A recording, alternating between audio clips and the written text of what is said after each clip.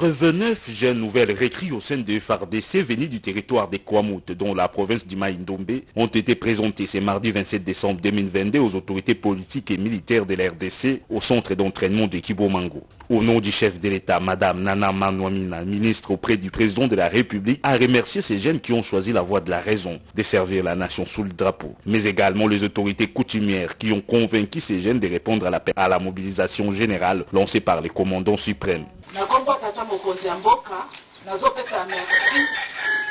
Merci à Liboso, na bandeko nyonso ba Congolais ba fandi kati na oisika.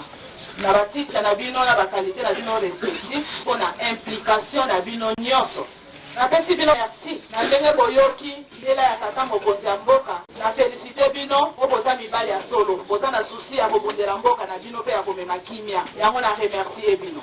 Madame Manouamina a également appelé d'autres jeunes du territoire des Kwamout d'emboîter les pas au lieu d'être influencés par les ennemis de la paix afin de perturber l'ordre public. Les messages de remerciement à ces jeunes déterminés à servir les pays ont été également adressés au cours de cette cérémonie par le vice-ministre de la Défense et celui de l'Intérieur.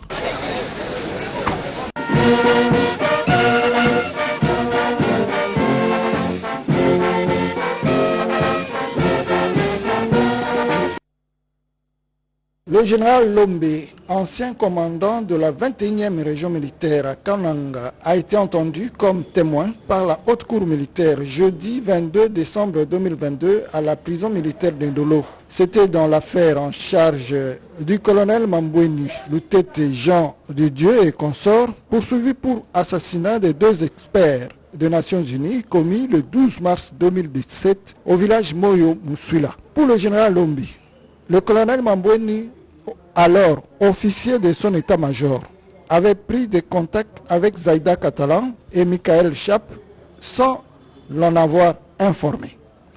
Cette façon d'agir est qualifiée de violation des consignes par le ministère public représenté par le colonel magistrat Mokuta Andondu. L'organe poursuivant a ajouté que le prévenu Mamboueni a fourni des informations et même des munitions d'armes calibre 12 aux miliciens Kamonassam pour capturer et exécuter les experts de l'ONU. Le témoin, général Lombe, s'est souvenu d'une causerie morale au cours de laquelle il a eu à attirer l'attention de ses collaborateurs sur certains comportements de ses collaborateurs qui n'étaient pas dignes d'un officier de forces armées de la République démocratique du Congo.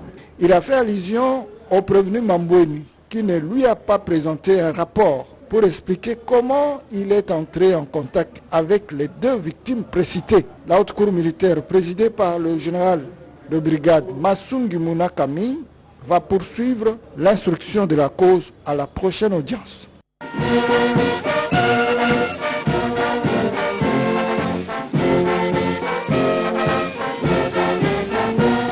Très heureux de vous savoir nombreux fidèles téléspectateurs. Bienvenue dans votre magazine d'éco militaire, une production de service des communications et de l'information des forces armées dans sa tranche métier des armes.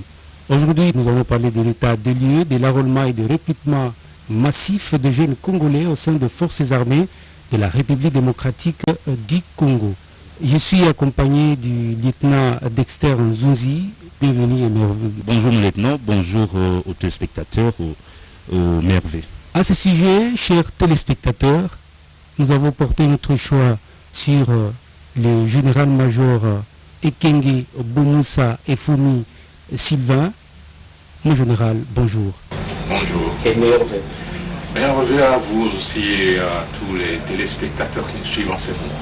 À cette fin Je ne peux qu'aller très bien, c'est ça notre devoir. Nous allons faire un état de lieu sur tout ce qui s'est passé. Le chef de l'État, commandant suprême, a fait un appel aux jeunes qui veulent intégrer l'armée et la population a vraiment accepté de venir répondre à l'appel du chef de l'État Félix Antoine Tshisekedi. On en parle tout à l'heure avec les généraux. Mon général, vous êtes les commandants du service de communication et d'information des forces armées, mais également porte-parole des forces armées de la République démocratique du Congo.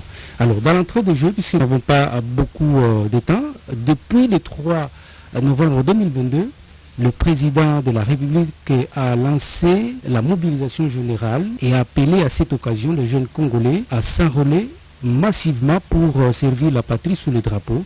Mon général, comment appréciez-vous cet appel du commandant suprême et comment les jeunes ont-ils répondu à cette mobilisation?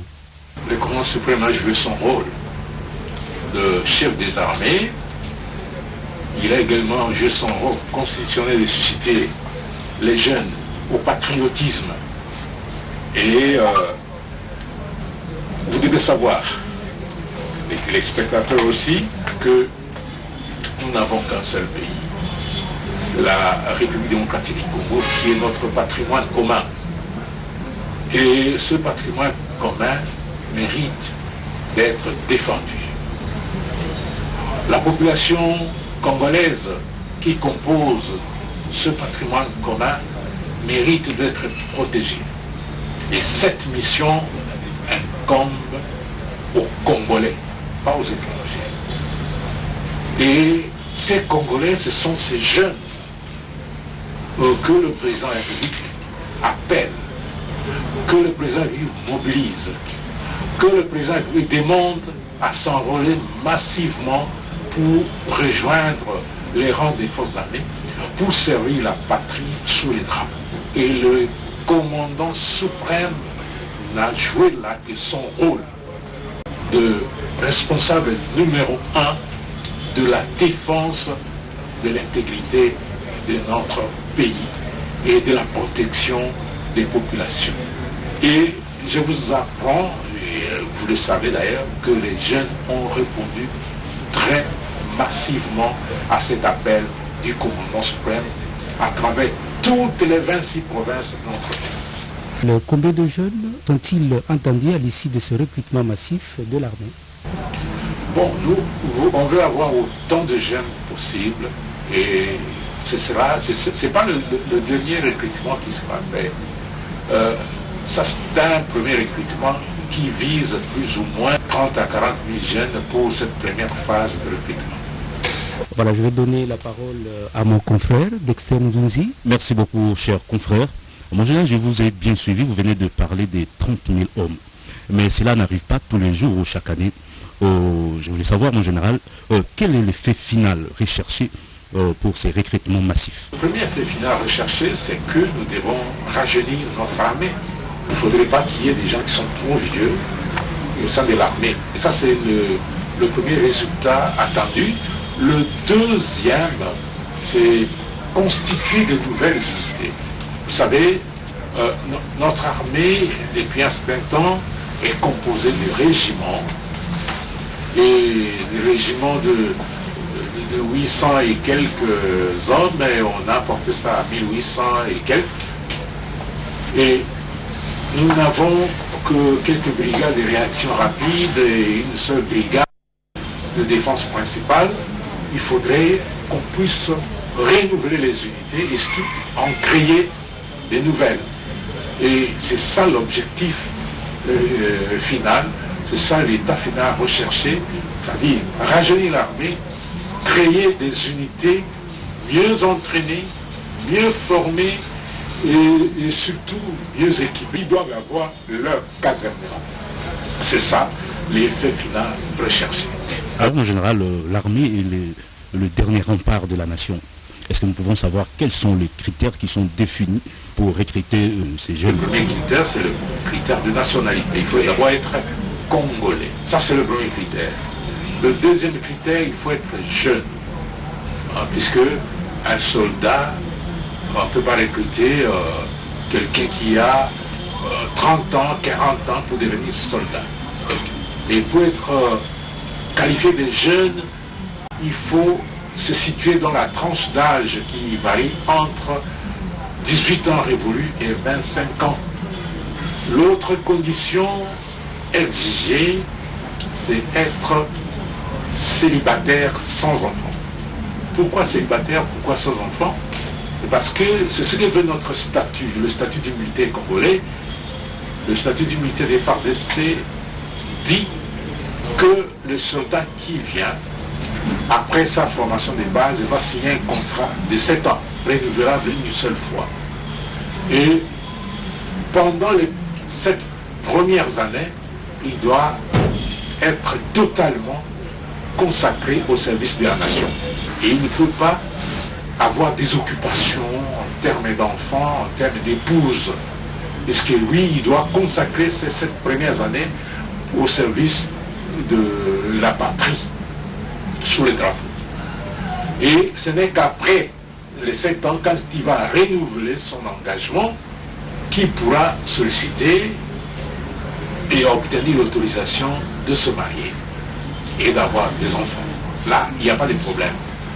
Et pendant les 14 premières années-là, s'il termine son deuxième mandat, si je peux appeler ça comme ça, c'est en principe c'est un contrat, le deuxième contrat c'est de 7 ans, il est libre de choisir l'armée, de faire carrière au sein de l'armée, ou de quitter l'armée. S'il veut, et rares sont ceux qui quittent parce qu'ils en ont pris goût, et il doit continuer la retraite. Quand il a 22 ans de carrière, quand vous avez 22 ans de carrière, plus son âge, vous avez le temps qu'il fait dans l'armée. Ça, c'est un autre critère. L'autre critère, c'est que la recrue doit avoir un certain niveau. Il doit avoir fait au moins 4 ans post-primaire. Il doit avoir un casier judiciaire vierge. C'est-à-dire qu'il n'est pas en conflit avec la loi. Il n'a pas été condamné par la justice. Et il doit avoir une bonne moralité. On ne recrute pas des koulouna, on ne recrute pas des voleurs, on ne recrute pas des violeurs. Il doit aussi être en accord avec la justice et aussi être un bon citoyen qui a un bon comportement. L'autre condition, ce sont les conditions physiques. Conditions physiques. Il faut être apte physiquement et mentalement. Merci beaucoup, mon général. Lieutenant Jeff. Merci beaucoup, chers téléspectateurs. Mon général, les forces armées de la République démocratique du Congo disposent-elles des centres d'instruction, des infrastructures, des équipements, des instructeurs capables d'accueillir autant de recrues? La RDC a plusieurs centres d'instruction et d'entraînement, mais pour cette fois-ci, on va sélectionner 5 ou 6. C'est-à-dire les centres d'instruction Ekitona, les centres d'instruction Kamina, et nous allons ajouter les centres d'instruction de Lokando, de Lokosa et Moura. Et peut-être aussi, là, les autorités sont en train de voir Tumbagadio au Congo central. À cela, il faut ajouter Kamina, la partie force aérienne pour la force aérienne, et aussi les centres, il y a 3 centres pour la force navale, il y a un centre qui est au Congo central, embouché du fleuve, et puis il y a le centre d'Irebou, où on forme les fusiliers ou le commando marin, et il y a un autre centre qui est à Kamina. Ça c'est pour les formations spécifiques de la force aérienne et de la force navale.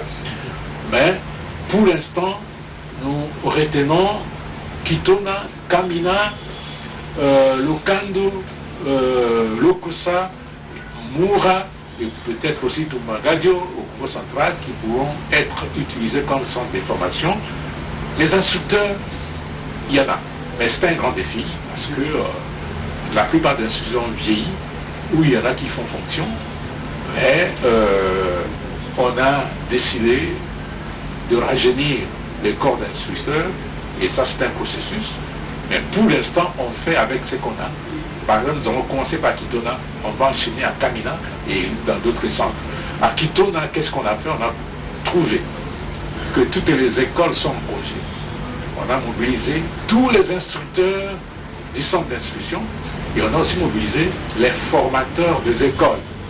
Il y a l'école d'artillerie, il y a l'école d'infanterie, il y a l'école des sous-officiers, il y a l'école de santé militaire, il y a l'école de maintenance, les écoles d'application de la marine ou bien de la force terrestre qui sont à Kitona. On a mobilisé tous ces instructeurs-là, en commençant par les premiers d'entre eux qui se trouvent être les commandants de la base militaire de Kitona, le général Ilunga Kapeta, qui est là.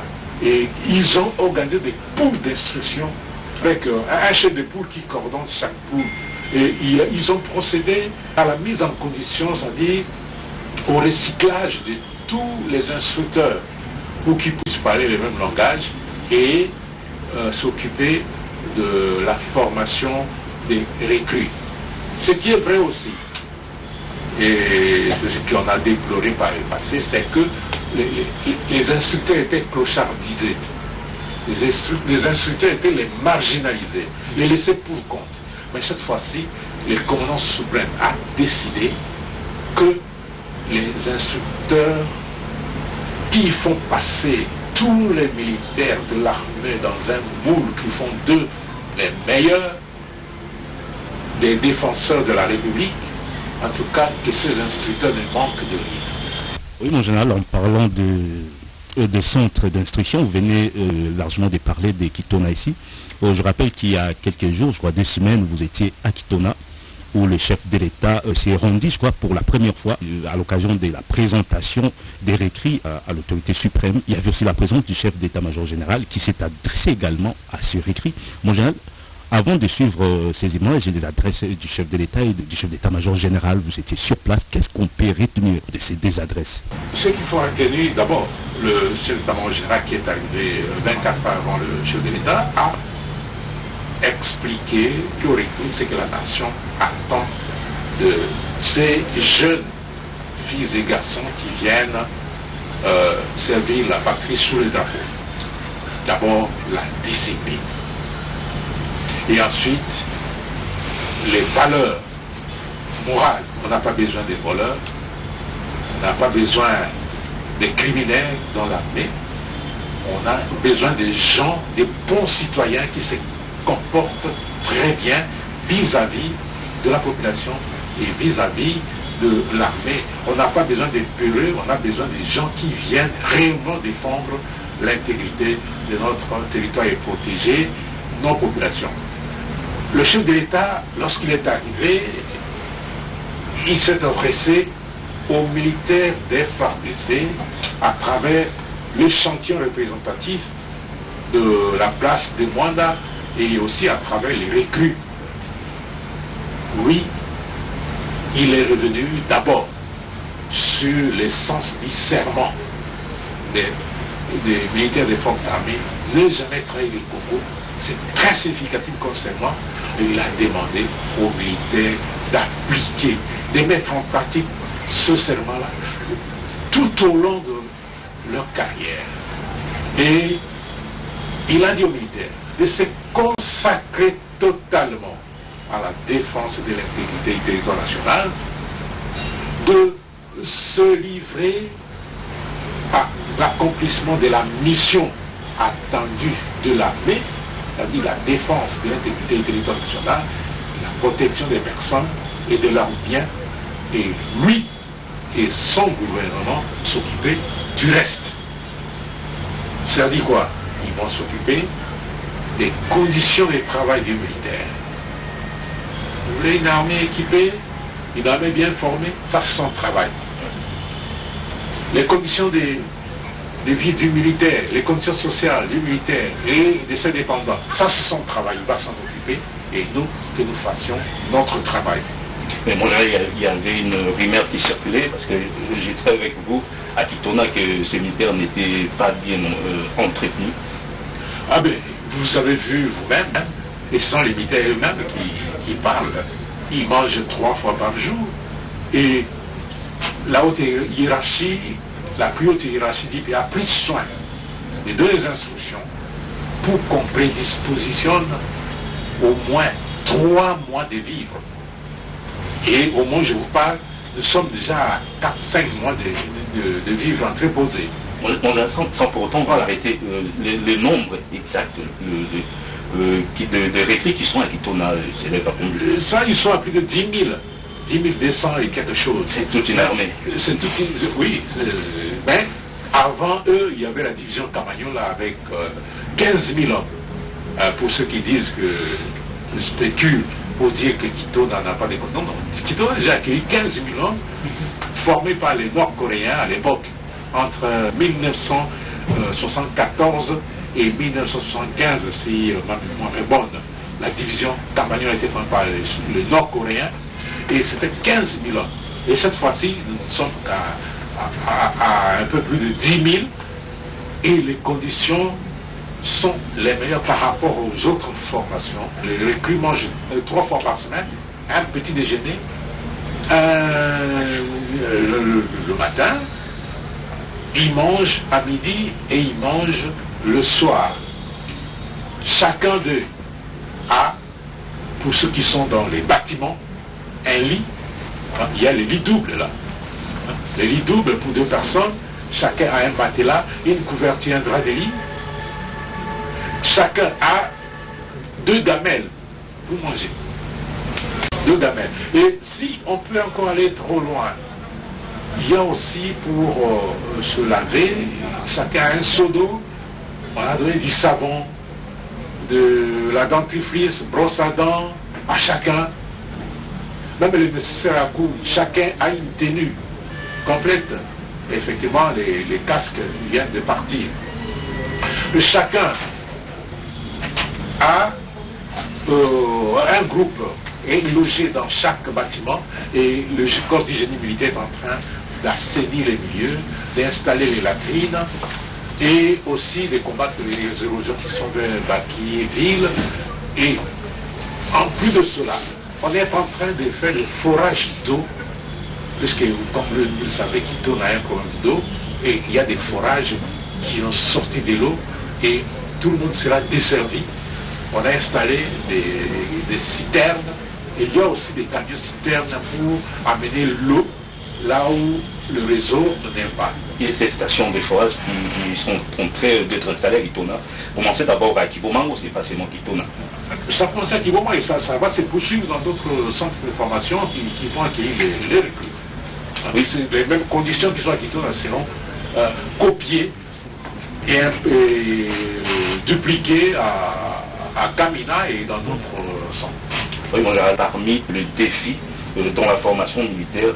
Aujourd'hui, c'est la précarité de la logistique, mais vous venez là de tout expliquer. Nous avons vu que ces conditions sont réunies, mais d'autres défis aussi, les matériels didactiques non adaptés à la formation, aux exigences de l'environnement opérationnel et de l'ennemi. Qu'est-ce qui est fait aujourd'hui pour améliorer la situation? Je vous ai parlé des armes qui sont sur place. Je vous ai parlé des munitions d'exercice. Je vous ai parlé des balles réelles qui doivent permettre à ce que les conditions proches des opérations soient réunies au niveau du centre d'instruction, que la recrue sente l'odeur de la poudre, que la recrue sente le crépitement des armes et les explosions des obus et des bombes. Ça sera fait, tout est en place, il n'y a pas d'inquiétude à se faire là-dessus. Le recrutement actuel, est-ce que ça concerne notamment la force terrestre? Parce qu'au sein des forces armées de la République démocratique du Congo, nous avons 3 forces, la force terrestre, la force aérienne et la force navale. On ne recrute pas que pour la force terrestre. Le chef d'état-major de la force aérienne, le chef d'état-major de la force navale ont déjà reçu des instructions pour qu'à leur niveau, ils puissent aussi recruter et mettre en œuvre leur centre d'instruction, puisque et la force aérienne et la force navale ont des centres d'instruction et de formation. En ce qui concerne la force aérienne, c'est à Kamina, et peut-être aussi à Kinshasa. À Kamina, ils ont une école de vol, une école technique, et aussi ils doivent former les militaires qui doivent faire la défense des infrastructures aéroportuaires. La force navale, c'est la même chose, ils forment à la fois les commandos marins et aussi les responsables, les officiers, ainsi que les techniciens de la marine. On a récemment vu sortir une unité de fusiliers marins. Exactement. Alors, chaque force a reçu instruction de recruter et ils vont recruter. Alors, mon général, les gens se posent des questions parce que nous sommes, je vais dire, dans un temps de guerre. Alors, combien de temps ces recrues vont passer dans la formation? Effectivement, nous sommes sous pied de guerre, mais on ne peut pas former les recrues dans la précipitation pour les mettre comme des chairs à canon. Non, non, ils ne sont pas venus pour ça. On recrute, comme je l'ai dit, pour rajeunir l'armée et aussi pour créer de nouvelles unités. Et le processus de création de nouvelles unités et de rajeunissement prend du temps. Et nous allons prendre le temps que nous prenons pour former les recrues. Et après la formation des bases, il y a d'autres formations. Il y a aussi le TRG ou l'entraînement qui doit suivre. Et ça prend du temps. Bien sûr, moi j'en ai pour chuter. Il y a certainement nombre de jeunes qui hésitent à se faire enrôler. Quel message leur adressez-vous, ainsi qu'aux Congolaises et Congolaises qui vous suivent en ces moments en guise le mot de la fin? Nos Congolaises et Congolaises veulent toujours avoir confiance aux forces armées, et puisque ils n'ont que cette armée-là comme de rempart. Et les forces armées sont déterminées à sauvegarder l'intégrité du territoire national. Aux jeunes Congolaises et Congolais, je leur dis ceci, que l'appel du commandant suprême, ils doivent le percevoir comme un appel suprême aussi.